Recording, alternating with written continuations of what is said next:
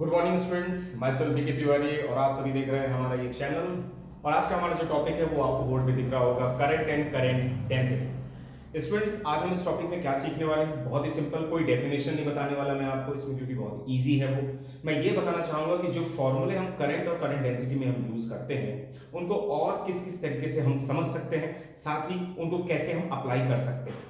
देखिए, फॉर्मूले तो बहुत सारे होते हैं, लेकिन कब कौन सा फॉर्मूला लगेगा उसका फॉर्मेट अगर आपको पता चल जाता है तो आप कॉम्पिटिटिव एग्जाम्स जैसे कि नीट में इनसे आने वाले क्वेश्चंस को आसान से सॉल्व कर सकते हैं। चलिए देखते हैं। स्टूडेंट्स, आप सभी जानते होंगे कि करंट क्या है। करंट है rate of flow of charge. तो हम इसका फॉर्मूला भी लिख सकते हैं। जैसे मैं अगर करंट की बात करूं, current that is equal to I equal to rate of flow of charge in per unit time.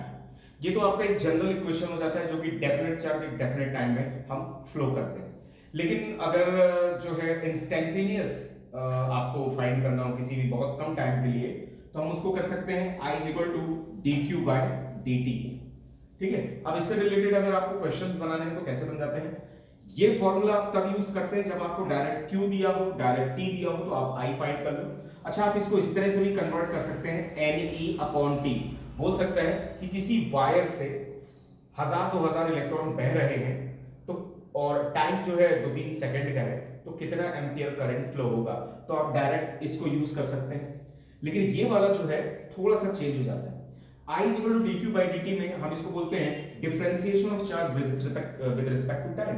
इसका मतलब ये हुआ कि जो Q है वो आपका चेंज हो सकता है, और यहां पर जो Q है वो फंक्शन ऑफ टाइम होता है। अगर मैं सिंपल से बात करूं कि अगर एक क्वेश्चन दिया हो Q is equal to a T square plus B T plus c, equation दिया है, this is equation for the charge, और वो बोलता है फाइंड करिए आई फाइंड करिए at any time t1 is equal to 2 second से t2 is equal to 4 second तक, राइट? तो हमको यहाँ पे करंट फाइंड करना होता है। तो अब आपका ये इक्वेशन है, तो ये इक्वेशन कोई आपको फिक्स अमाउंट ऑफ चार्ज नहीं दे रहा, because it depends over the time. तो आप इसको डिफरेंशिएट करते हैं, then I is equal to solution में देख लीजिए, solution I is equal to D Q by D T is equal to D by D T, और Q का equation A T square plus B T plus C. अब आपने इसका यहाँ पे डिफरेंशिएशन कर देना है, तो आ जाएगा 280 प्लस बी, ये आपका आ जाता है करंट का इक्वेशन। अब यहाँ पर A और B कांस्टेंट है, जिनकी वैल्यू दी हो सकती है एग्जाम्स में, और टाइम आपको यहाँ पर दिया हुआ है। तो जो time t1 to t2 is equal to 4 है, एक्चुअली यहाँ पर आप एक ही टाइम लीजिए, आप एक ही टाइम लीजिए, क्योंकि दो टाइम आपको नहीं करना है। तो t1 इज इक्वल टू 2 पे आप इसको रख सकते हैं, और आपको जो वैल्यू मिलेगा that is 4a plus b। Okay, अब अगर यहाँ पे आपको a और b की वैल्यू मिल जाती है तो आप इसका आंसर निकाल सकते हैं। इसका मतलब ये हुआ, ये आपको कब यूज करना है? जब Q का कोई इक्वेशन दिया हुआ हो विद रिस्पेक्ट टू टाइम, और अगर विद रिस्पेक्ट टू टाइम ना दे करके किसी और फंक्शन पर डिपेंडेंट बनाया गया है, तब हम डिफरेंशिएशन के जो प्रॉपर्टीज हैं उसकी मदद से इसको सॉल्व कर सकते हैं। ये तो हो गया सिंपल बेस क्वेश्चन। अब इसी क्वेश्चन को थोड़ा सा मैं इस तरह से कैलकुलेट करूं कि अगर मैं क्रॉस मल्टीप्लाई करके लिख दूं dq is equal to i dot dt, तो आपके लिए क्या हो जाता है? जरा इस इक्वेशन को देखिए, यहां से आप i is equal to q by t करते हैं, तो ये जो t है क्रॉस मल्टीप्लाई करिए तो q is equal to it हो जाता है, जो कि आपको एक डेफिनेट चार्ज देता है, राइट? लेकिन यहां पर क्या है, आपका जो dq है that is i dot dt, जो कि इंस्टेंटेनियस टाइम, और जो कि टाइम आपका चेंज हो सकता है। तो अगर आपको टोटल चार्ज फाइंड करना हो, तो टोटल चार्ज किसी भी टाइम पर, तो हम इंटीग्रेशन कर देते हैं dq मिनिमम से मैक्सिमम तक, and integration of current with respect to time, जो कि टाइम t1 से लेकर के टाइम t2 तक होगा। क्लियर? अब यहां पर जो I है वो दो तरह का हो सकता है, या तो I आपका यूनिफॉर्म हो, या तो I आपका नॉन यूनिफॉर्म हो। अब यहां पर जो I है वो टाइम डिपेंडेंट हो भी सकता है, कोई इक्वेशन दिया हो तो आप उसको पुट करके निकाल लीजिए। ओके, अगर आपका ये टाइम डिपेंडेंट नहीं है, कांस्टेंट है, फिक्स्ड है, यूनिफॉर्म है, तो आप डायरेक्ट इससे निकाल सकते हैं। अगर ये यूनिफॉर्म नहीं है, बदल रहा है, तो आपको इंटीग्रेशन करना पड़ता है। ठीक है, तो ये चीज ध्यान रखना, ये तब आपको यूज करना है when I expressed in equation, तब आप इंटीग्रेशन करते हैं। क्लियर हो गया?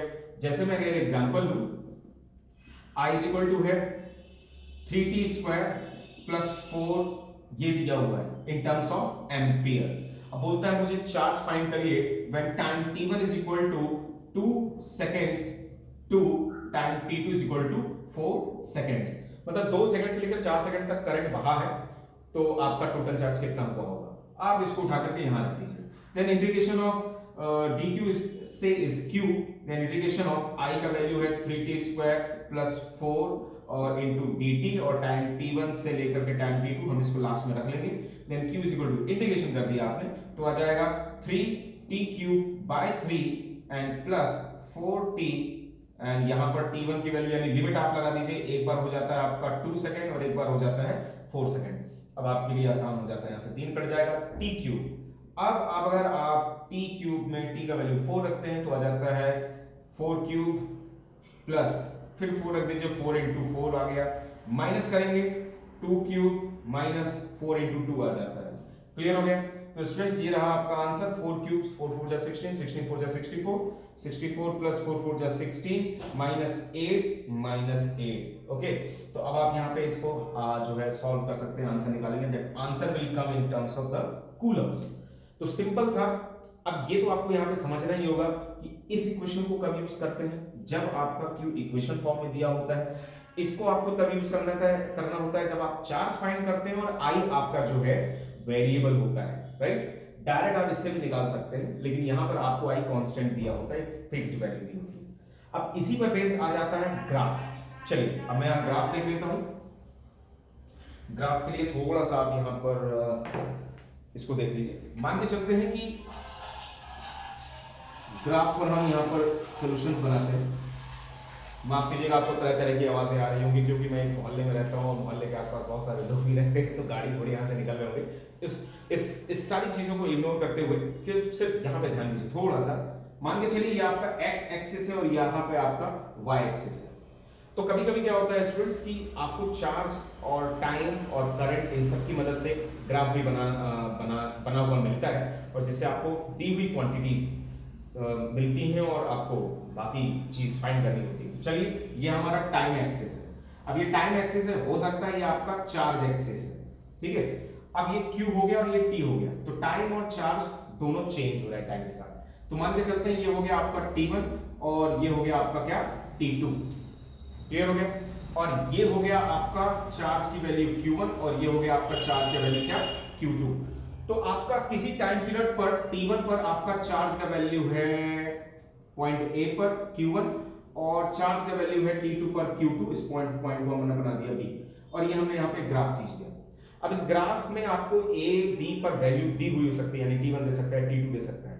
तो अगर मैं इसको डिफरेंस लूं तो ये हो जाता है dt, यानी dt इज इक्वल टू होता है T2 माइनस T1। और आपका अगर यहां पर मैं एक पॉइंट C बना दूं तो जो BC है that is your Q2 bye Q1। तो आप यहां पे लिख सकते हैं dq which is equal to Q2 minus Q1। अब स्टूडेंट्स तुमसे अगर मैं पूछूं ये सारी चीजें दी हुई हो, Q2 दिया हो, Q1 दिया हो, T2 दिया हो, T1 दिया हो और करंट फाइंड करना हो तो तुम करंट का फार्मूला जो है जनरल फार्मूला वो लिख सकते हो I is equal to dq by dt। अब आपने इससे इसको निकाल लिया तो डायरेक्ट आप इसको कर सकते हैं। दूसरा तरीका है, मान लीजिए चलिए ये क्वेश्चन था, क्वेश्चन दूसरा मैं यहां बना रहा हूं। इस तरह से ग्राफ दिया हो और ये 0 दिया है, ये कोई t वैल्यू दी है, ये आपका कोई चार्ज दिया है और यहां पर इन दोनों के बीच में पॉइंट यहां पर एक ऐसा ग्राफ दिया हुआ है, ठीक है। अब सेम ग्राफ है, थोड़ा सा पैटर्न चेंज है, बट यहां पे अगर मैं फिर से आपको बोलूं करंट कैलकुलेट करो तो आप इसको Q और T की आपको जरूरत पड़ती है। अगर Q और T ना दिया हो, ध्यान से सुनिए, अगर Q और T ना दिया हो और अगर आपसे पूछता है करंट बताइए तो पक्का है यहां पर एंगल थीटा दिया हुआ होगा। ध्यान से देखो dq by dt अगर शेप में देखोगे तो ये परपेंडिकुलर कहलाता है। यहां पर आप एक एंगल बना दो तो ये परपेंडिकुलर होता है और ये बेस होता है, यानी ये परपेंडिकुलर हो गया और ये क्या हो गया बेस। अब आपको ट्रिग्नोमेट्रिक प्रॉपर्टीज भी आती होगी। परपेंडिकुलर अपॉन बेस अब हम जो है tan थीटा के लिए यूज करते हैं। इसका मतलब ये हुआ कि आपका परपेंडिकुलर और बेस ये हो जाता है तो आपका हो जाता है tan theta that is equal to the current I हो जाता है। अब आप tan थीटा की वैल्यू पुट करिए, थीटा आपको दिया हुआ 30 40 जो भी दे वैल्यू पुट करिए और I की वैल्यू निकाल लीजिए। तो ध्यान रखना ग्राफ में ये दोनों आपको बहुत अच्छे से आ जाना चाहिए, सिंपल है। ये करंट के लिए आपको आ जाना चाहिए। अब हम थोड़ा सा चेंज करते हैं कि इंटीग्रेशन में हम कैसे निकाल सकते हैं ग्राफ अगर दिया हो तो। प्लीज जब तक आप इसको नोट डाउन कर लीजिए। ओके,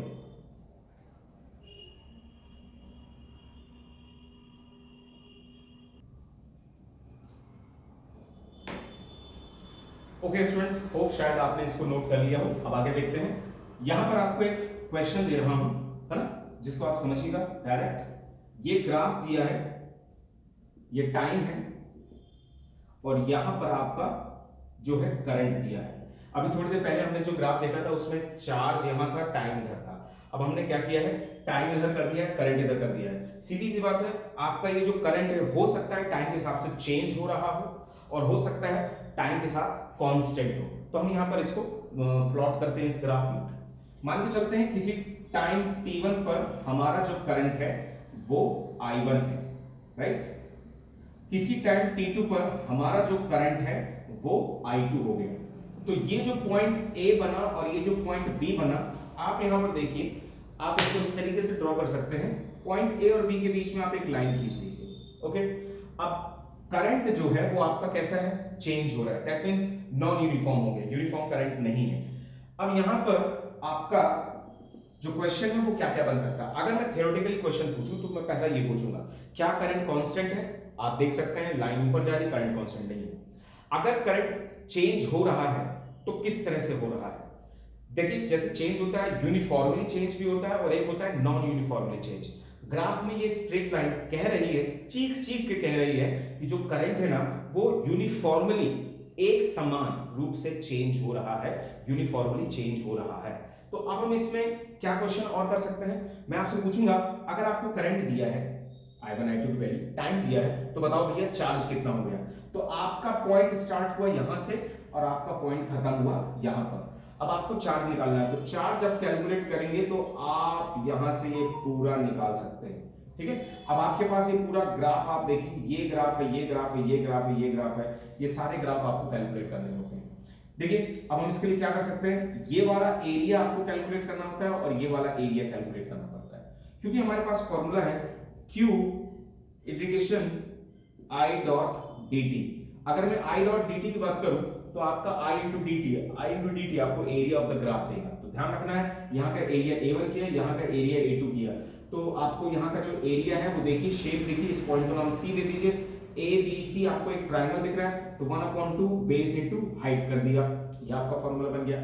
इस A2 को देखिए, ये वाला AC T2 T1 ये आपका रेक्टेंगल बन रहा है, तो यहाँ का जो एरिया होगा वो लेंथ इंटू ब्रेड्थ हो जाएगा। This is B for the breadth, तो मैं इसको यहाँ पे स्मॉल b लिख दूं।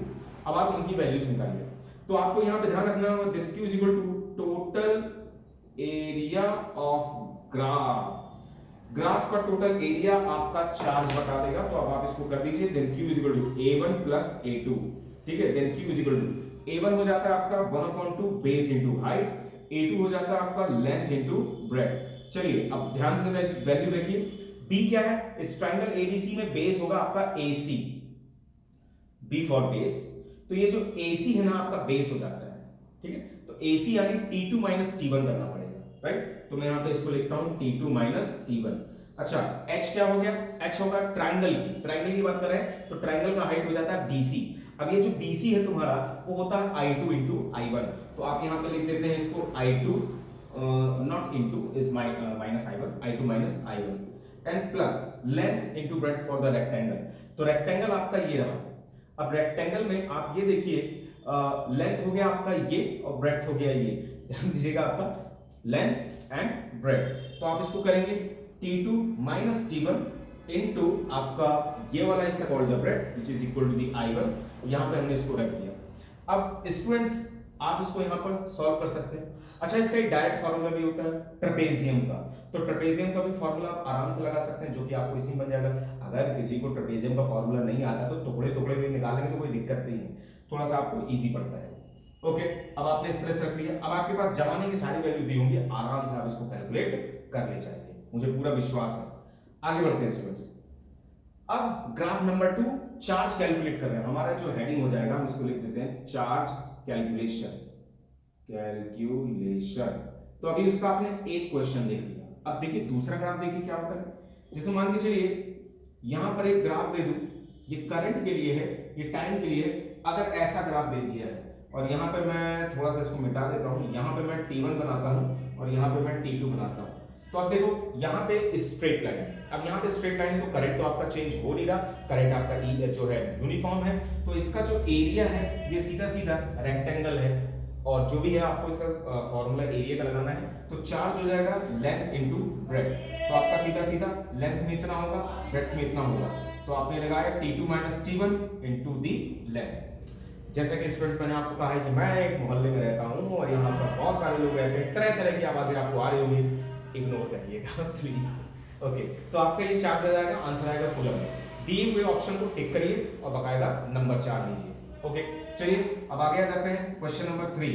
क्वेश्चन नंबर 3 ये ग्राफ के लिए मैं बता रहा हूँ, उसको ध्यान से देखिए कैसा हो सकता है। इसको मान के चलिए आपका टाइम है और आपका एक करंट है। करंट यहाँ पे यूनिफॉर्मली चेंज हो रहा है, करंट कांस्टेंट है। मान के चलो एक ऐसा ग्राफ दिया हो T1 से T2 के लिए, T1 पर करंट की वैल्यू I1 है और T2 पर करंट की वैल्यू I2 है, राइट। तो आपका ये ग्राफ ऐसा भी दिया हो सकता है। अब ये आपका एक नॉन यूनिफॉर्म तरीका हो गया, तो हम जब इसको नॉन यूनिफॉर्म तरीका देखते हैं तो हम इसके लिए कैसे कैलकुलेट कर सकते हैं। तो यहाँ पे मैं थोड़ा सा कर्वेचर नॉन यूनिफॉर्म टाइप का बना दूं। ओके, तो यहाँ पे हम क्या करते हैं, किसी भी पर्टिकुलर पॉइंट पर हमने ग्राफ बनाया, ठीक है। हालांकि आपको मैं ग्राफ सिखा नहीं रहा, मैं आपको डायरेक्ट फॉर्मूला बता दूं। यहां पर आपको क्या करना है, Q इज इक्वल टू, जो कि ये फॉर्मूला लिखा हुआ है इसको यूज करते हैं। हम लिखते हैं I डॉट dt। अब यहां पे जो I है ना वो इक्वेशन फॉर्म में दिया होगा, ये हिंट है कब कौन सा फॉर्मूला यूज करना है। अगर ग्राफ ऐसा है या नॉन यूनिफॉर्म है तो I हमेशा इक्वेशन में दिया होता है, और अगर I इक्वेशन में दिया हो और ग्राफ में सॉल्व करना हो तो डायरेक्ट आप ये लगा दीजिए, कोई दिक्कत नहीं होगी। I को आपने यहाँ पे पुट किया, टाइम जो चेंज हो रहा है वो T1 से लेकर के T2 हो रहा है, तो आपने यहाँ पे क्या कर देना है, लिमिट लगा देना है। तो इस तरीके से आपके ग्राफ से रिलेटेड इतने क्वेश्चन आराम से सॉल्व हो जाते हैं। ओके, तो आपने यहाँ पे क्या क्या सीख लिया, करंट के फॉर्मूले और ग्राफ से रिलेटेड क्वेश्चन। होप स्टूडेंट्स कि आप लोगों को जो है अच्छा लगा होगा। अगर अच्छा लगता है तो प्लीज इसको लाइक और सब्सक्राइब करिए। मैं और अच्छे अच्छे वीडियो और छोटे छोटे कंटेंट लेकर आऊंगा ताकि आप अच्छे से सीख सके, और स्पेशली 12th और नीट दोनों में आपको फायदा हो। Thank you, God bless.